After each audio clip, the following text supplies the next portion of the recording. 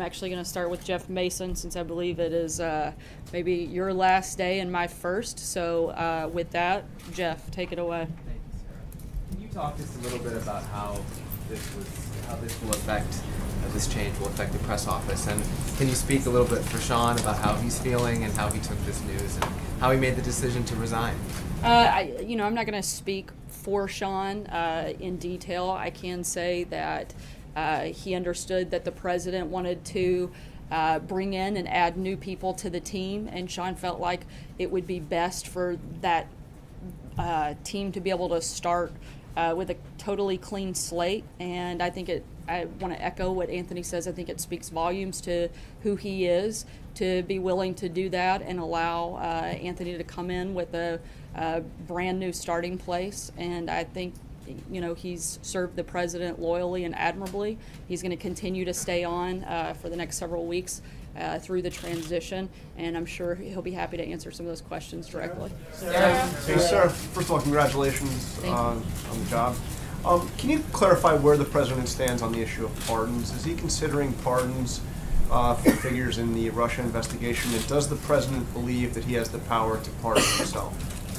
Look, I'd refer you to the comments that have already been made by the outside counsel in terms of their actions. The president maintains pardon powers like any president would, but there are no announcements or planned announcements on that front whatsoever. Does that include power to pardon himself? Does he believe that he has the power to pardon himself? Like I said, I don't have anything to add beyond what the outside counsel has already stated on that front. In the president's interview with the New York Times, he raised questions about Robert Mueller. Does he endorse his legal team's efforts to undermine Robert Mueller's credibility? Again, the president has absolutely nothing to do with any of the allegations that are being made. I think he's maintained that, and he wants them to complete their process as quickly as possible so that we can move on from the ridiculousness of all things Russia and Russia fever. But to the question that I asked, does he endorse his legal team's efforts to undermine the credibility of the special counsel? I'm not aware of those details, and that's something you would have to ask. That's something you would have to ask his legal team. I'm not part of that process, so I wouldn't be able to answer that. On healthcare, what does the president want the Senate to vote on next week? I think he wants to, as Mark Short stated earlier this week, and as we've repeated many times before, the president's preference is to repeal and replace Obamacare. And we haven't been shy or quiet about that, and those intentions have certainly not changed. John? How much arm twisting is going on vis-a-vis the health care bill? The Vice President had a lot of conservative groups over today. Those conservative groups announced that they will actually be scoring votes next week on the motion to proceed, which I believe is unprecedented. I don't think anyone here has made a secret that this is a big priority and that Congress should do what they've been talking about for the last 7 years. It's time for them to get in there and repeal and replace Obamacare, and these groups recognize that. Their constituency that support the groups that they have certainly recognize that, and they're supporting the mission of their organizations and pushing and putting pressure on members to get the job done. Nothing beyond that. Something too, but just about the organizational structure now that Anthony's come in. The press secretary and the comms secretary used to be pretty much co-equal, reporting to the chief of staff. Will it remain that way? Because there was some move toward making the communications director sort of a deputy chief of staff, and then the press secretary and the comms director would report to that person. So do you still report to Reince, or do you report to Anthony? I think that Anthony said it better than I can in this capacity, as we plan to work together as a team. And certainly our goal is to work together to promote the president's agenda, and to do that not just with the two of us, but the entire press comms office, as well as the entire White House staff. Do you report to him, or do you report to Reince? We all serve at the pleasure of the president. Callie? Questions for you. Number one, when you talk about, there were some comments made by a senior administration official this morning on television talking about the motivations of people who are part of Bob Mueller's special counsel investigation. Do donations to a political party, if it's not the president's party, does the president believe that disqualifies those people from being part of this special counsel? I don't know that we're putting out a litmus test, but again, questions regarding that I would direct you to the outside counsel that's running that part of the process. Question about National Security Advisor McMaster. Does the president have confidence in his National Security Advisor? I have no reason to believe otherwise. Sure. Alex. The president clearly doesn't want Special Counsel, he said he doesn't want Special Counsel Robert Mueller to look into his finances, but the Intelligence Committee is already looking into financial data from the Treasury Department. Is there anything the White House can do to stop that? Look, again, the president's point is that he doesn't want the special counsel to move beyond the scope and outside of its mission. And the president's been very clear, as have his accountants and team, that he has no financial dealings with Russia. And so I think we've been extremely clear on that. Blake. Sarah, last time when it became apparent in the House, the first go around on the healthcare bill there, that it was going to fail, it was pulled at the last minute, within the last hour or two. When you look at both the repeal and replace potential and the repeal only potential, the numbers suggest that they don't have the votes and it's set up to fail. Why does the White House believe this time around that a vote should proceed? Again, we're continued to be focused on repealing and replacing Obamacare, and we're not going to stop until we can continue to move that forward and get that done. Not only have we wanted to commit to that, but frankly, a lot of the members of the Senate and the House have not only committed but campaigned on that, and it's time for them to step up and get that done. The president believes that a vote should take place at some point next week on some sort of a bill, one way or another. I don't think you can repeal and replace Obamacare without a vote, so I think it would be a pretty necessary part of the process. John? Yeah. Thank you, Sarah.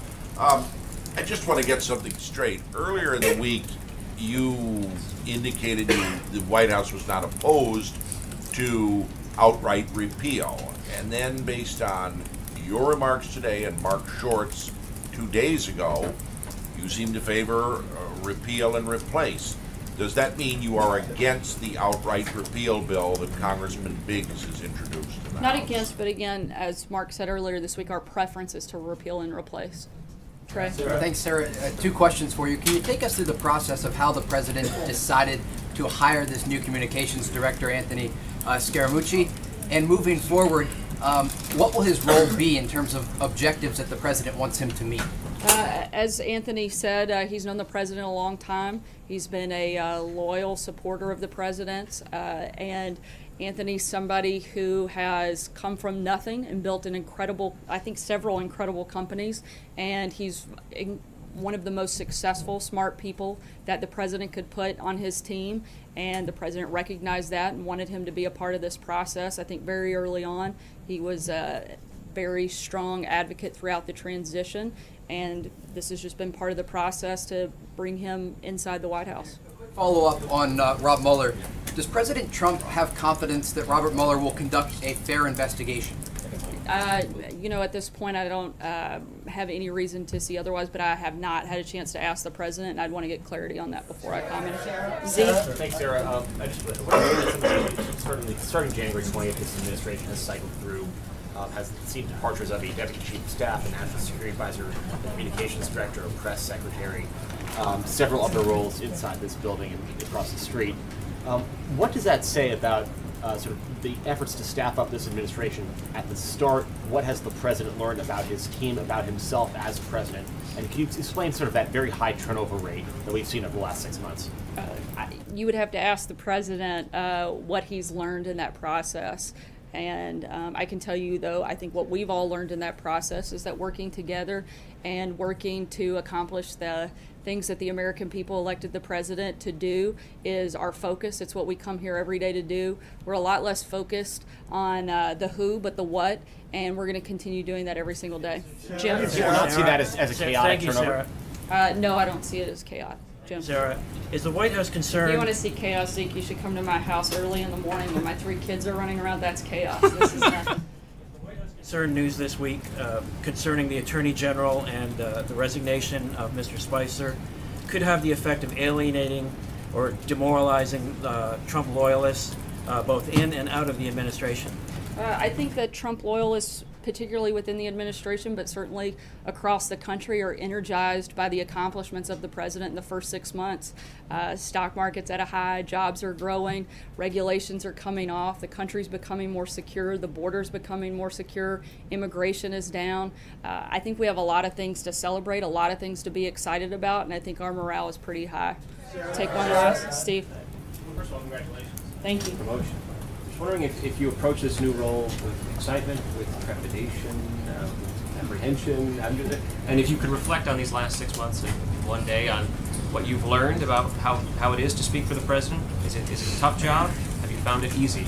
I think it's probably certainly professionally, one of the greatest honors that any person could ever have, to work in any capacity within this building, and to get to do that up here in such a public way and speak on behalf of the president is absolutely an honor, and something I will cherish and hope to do my very, very best every single day, and be as open, honest, and transparent with you all as humanly possible, and will always work to operate at the highest level, and certainly with the most amount of integrity as you can.